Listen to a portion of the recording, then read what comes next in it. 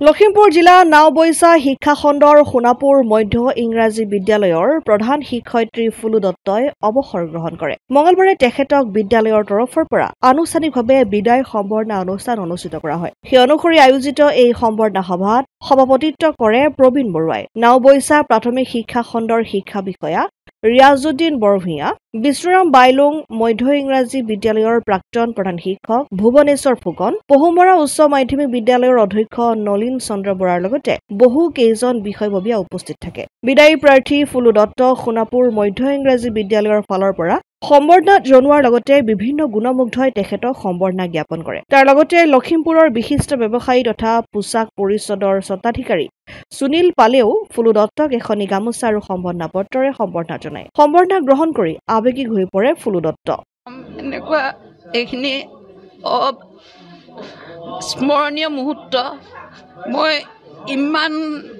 ইমান সকল গুৰু আহি মোক যে এনেধৰণে উৎসাহ উদ্দীপনা আশীৰ্বাদ দিবহি, মোৰ খুব ভাল লাগিছে। বহুত বছৰ শিক্ষকতাৰ লগত জড়িত হৈ আছিলোঁ।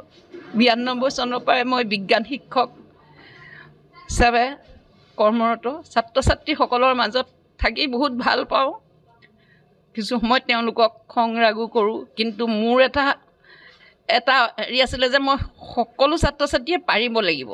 গতিকে সিহঁতি পাৰেগৈ, তাৰমানে যেতিয়া সিহঁতক পাৰিব লাগিব বুলি ভাবোঁ, মোৰ ভয়ত হওক মৰমত তাগিদাত হওক তেওঁলোকে যথেষ্ট বিজ্ঞান আৰু অংক বিষয়টো সিহঁতে পঢ়িলেই পাৰিব ছাত্ৰ ছাত্ৰীসকলে।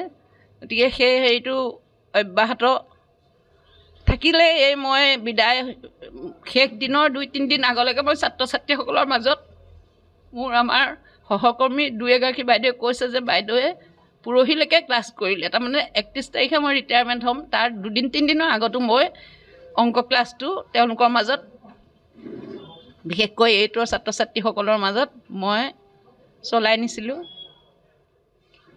দুখ লাগিছে ছাত্ৰ ছাত্ৰীসকলক এৰি।